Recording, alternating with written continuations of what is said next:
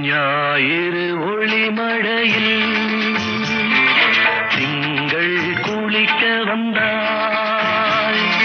நான் அவள் பூடலில் புது அழகினை படைக்க வந்தேன்.